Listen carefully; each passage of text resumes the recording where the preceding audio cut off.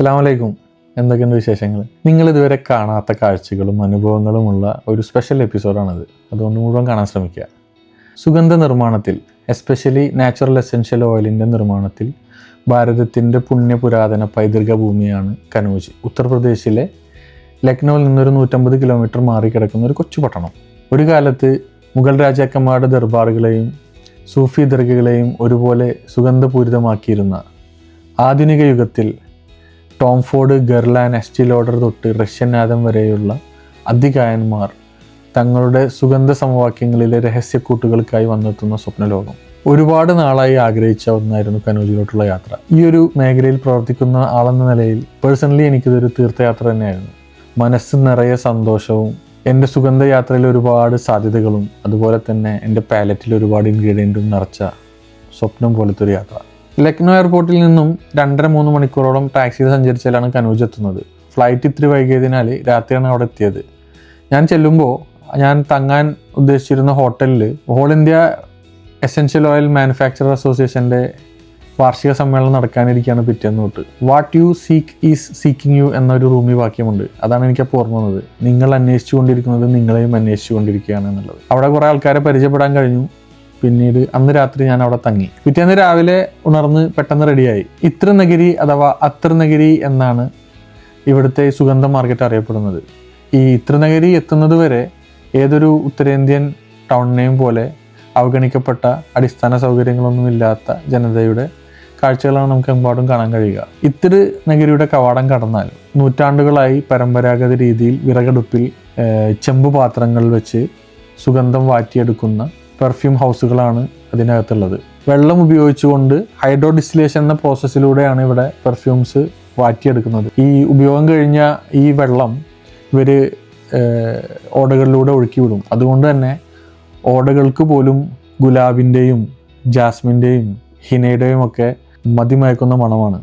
ഈ ഒരു കാര്യം പലരും പറഞ്ഞു കേട്ടിട്ടുണ്ടെങ്കിലും നേരിട്ട് അനുഭവിക്കുന്നത് ഒരു വലിയൊരു എക്സ്പീരിയൻസ് തന്നെയായിരുന്നു കേട്ടോ. പ്രധാനമായും 2 ഫാമിലികളാണ് ഇവിടുത്തെ പാരമ്പര്യത്തെ മുന്നോട്ട് നയിക്കുന്നത്. അയ്യൂബ് യാക്കൂബ് ആൻഡ് സൺസും അതുപോലെ തന്നെ ML രാമനാരായൺ ആൻഡ് സൺസും. ഈ ഗുലാബ്, രാമച്ചം, സൂര്യകാന്തി, മെഹന്തി അതുപോലെ തന്നെ ജാസ്മിൻ മുതലായ നാച്ചുറൽ എസെൻഷ്യൽ ഓയിൽസിന് പുറമെ സുഗന്ധ ലോകത്തിന് കനോജിന്റെ സംഭാവനയാണ് ഷമാമത്തുൽ അംബർ എന്ന് പറയുന്ന പൂക്കളും സുഗന്ധവ്യഞ്ജനങ്ങളും ചേർത്ത് നിർമ്മിക്കുന്ന സങ്കീർണമായ ഒരു ആംബർ അക്കോഡ്. ഇത് ഒരു സുഗന്ധമായി നേരിട്ടും ഒരു ഇൻഗ്രീഡിയൻ്റ് ആയിട്ടും പെർഫ്യൂമറിയിൽ പൊതുവെ ഉപയോഗിച്ച് വരാറുണ്ട്. ഈ ഷമാമത്തുൽ അംബർ ആദ്യമായി നിർമ്മിച്ചതും അതിൻ്റെ രഹസ്യക്കൂട്ട്, അതായത് അതിൻ്റെ ഒറിജിനൽ റെസിപ്പി അറിയുന്നതും ഈ 2 ഫാമിലികൾക്ക് മാത്രമാണെന്നാണ് അവിടെ പറയപ്പെടുന്നത്.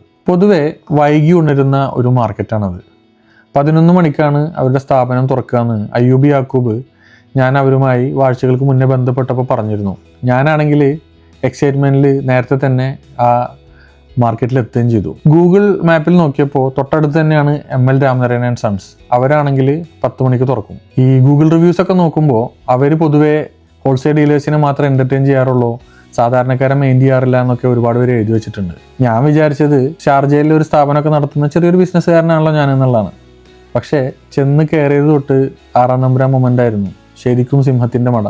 1 കിലോക്ക് 6.5 ലക്ഷം രൂപ വരുന്ന ഓയിൽ 150 കിലോൻ്റെ ഡീലിനെ പറ്റി സംസാരിച്ചുകൊണ്ടിരിക്കുകയായിരുന്നു അദ്ദേഹം ഫോണിൽ. ഞാൻ പെർഫ്യൂമറിയിലെ ഒരു തുടക്കക്കാരനാണെന്നും ചെറിയൊരു സ്ഥാപനം ഷാർജയിൽ നടത്തുന്നൊക്കെ പറഞ്ഞപ്പോൾ ചെയ്തു വെച്ച വല്ല പെർഫ്യൂംസും കയ്യിലുണ്ടോയെന്ന് ചോദിച്ചു. ഉരുതണ്ടാൻ ഇറങ്ങിയപ്പോൾ കയ്യിൽ കരുതിയ സ്ലിംഗ് ബാഗിൽ വെട്ടിവർ ഗ്രാൻഡയും അതുപോലെ തന്നെ മിസ്റ്റി മൂൺലൈറ്റും ഒരു 15 ml ചെറിയ ഡീക്കാൻഡ് ഉണ്ടായിരുന്നു. അത് കാണിച്ചു. നമ്മുടെ മലബാർ രാമച്ചം ഇൻഫ്യൂസ് ചെയ്ത വെട്ടിവർ ഗ്രാൻഡ് സ്മെൽ ചെയ്തപ്പോൾ ഉസ്താദ് ഫ്ലാറ്റായി. 4th ജനറേഷൻ പെർഫ്യൂമറാണ് പ്രാഞ്ജൽ കുമാർ എന്ന ഈ ഇപ്പോഴത്തെ ML രാമനാരായണൻ്റെ സാരഥി. പാഷനേറ്റായ ഒരാളാണെന്ന് തോന്നിയതുകൊണ്ടാവണം അദ്ദേഹം എന്നോട് അദ്ദേഹത്തിൻ്റെ ഓഫീസിലോട്ട് ഇരിക്കാൻ പറഞ്ഞു. അദ്ദേഹത്തിൻ്റെ ലെവലിൽ ബിസിനസ് ചെയ്യുന്ന ഒരാൾക്ക് എന്നെപ്പോലെയുള്ള തുടക്കക്കാരനുമായി സമയം ചെലവഴിക്കേണ്ട ആവശ്യമൊന്നുമില്ല. പക്ഷേ അതാണ് ഈ ഒരു ട്രേഡിനോട് അവർ കാണിക്കുന്ന സമർപ്പണവും പാഷനൊക്കെ. He actually took me through a mesmerising journey of attars in Kannauj.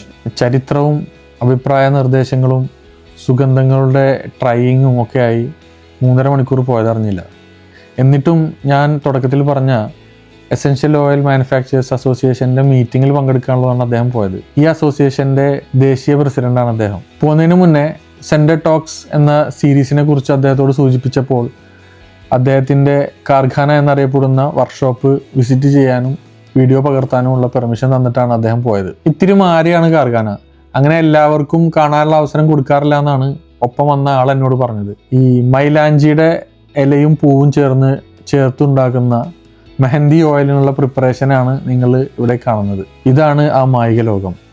സ്വർഗവും നരകവും ഒന്നിച്ചു ചേരുന്ന സ്ഥലം. സുഗന്ധപൂരിതമായ ഇവിടുത്തെ അന്തരീക്ഷം സ്വർഗത്തെയും അത്യുഷ്ണ നരകത്തെയും ഓർമ്മിപ്പിക്കും. വിറകടുപ്പിൽ ചെമ്പ് പാത്രങ്ങൾ വെച്ച് സുഗന്ധങ്ങൾ വാറ്റിയെടുക്കുന്ന ഈ പ്രോസസ്സിനെ ഹൈഡ്രോ ഡിസ്റ്റിലേഷൻ എന്നാണ് പറയപ്പെടുന്നത്. അത്യധ്വാനം ആവശ്യമുള്ള ഒരു പ്രോസസ്സായിരുന്നിട്ടും തങ്ങളുടെ ഈ അധ്വാനം ഏതോ ഒരാളുടെ ജീവിതത്തിൽ സുഗന്ധം നിറക്കാനുള്ളതാണ് എന്ന തിരിച്ചറിവുള്ളതുകൊണ്ട് ആവണം ഒരാളുടെയും മുഖത്തും അശേഷം അസംതൃപ്തിയോ മുഷിപ്പോ കണ്ടില്ല. ഈ കാണുന്ന ചെമ്പ് പാത്രങ്ങളിലാണ് അസംസ്കൃത വസ്തുക്കൾ നിറച്ച് ചൂടാക്കി എസെൻഷ്യൽ ഓയിൽ ഡിസ്റ്റിൽ ചെയ്തെടുക്കുന്നത്. ശേഷം ഈ ബാബ്ക എന്നറിയപ്പെടുന്ന ഈ ചെറിയ പാത്രത്തിലാണ് ഈ എസെൻസ് എത്തിച്ചേരുന്നത്. അതോടൊപ്പം തന്നെ അതിനെ തണുപ്പിക്കുകയും ചെയ്യും. ഈ കാണുന്നതാണ് ഇതിനെ തണുപ്പിക്കാനുള്ള ഭാഗം. ദിവസങ്ങൾ തൊട്ട് ആഴ്ചകളും മാസങ്ങളും വരെ ഇങ്ങനെ അടുപ്പിൽ ഇരിക്കുന്ന പെർഫ്യൂംസ് ഉണ്ട്. ഒരേ ഓയിൽ തന്നെ വിവിധ ക്വാളിറ്റിയിൽ അവൈലബിൾ ആകുന്നത് ഇങ്ങനെ ദിവസങ്ങളുടെ വ്യത്യാസം കൊണ്ടാണ്. ദിവസം കൂടും തോറും കോൺസെൻട്രേഷൻ കൂടും, വിലയും കൂടും. അങ്ങനെ അതിരറ്റ സന്തോഷം കൊണ്ട് അവിടെ നിന്ന് ഇറങ്ങി. ഇനി പോകാനുള്ളത് മലിക് സാഹബ് എന്നറിയപ്പെടുന്ന അയ്യൂബ് യാക്കൂബ് ആൻഡ് സൺസിലാണ്. അവിടെ പോയതും കനൂജിൽ നിന്ന് ഞാൻ ശേഖരിച്ച എസെൻഷ്യൽ ഓയിൽസിനെ കുറിച്ചും ഇതുപയോഗിച്ചുണ്ടാക്കുന്ന പെർഫ്യൂമിനെ കുറിച്ചും ഇനിയുള്ള എപ്പിസോഡുകളിൽ പറയാം.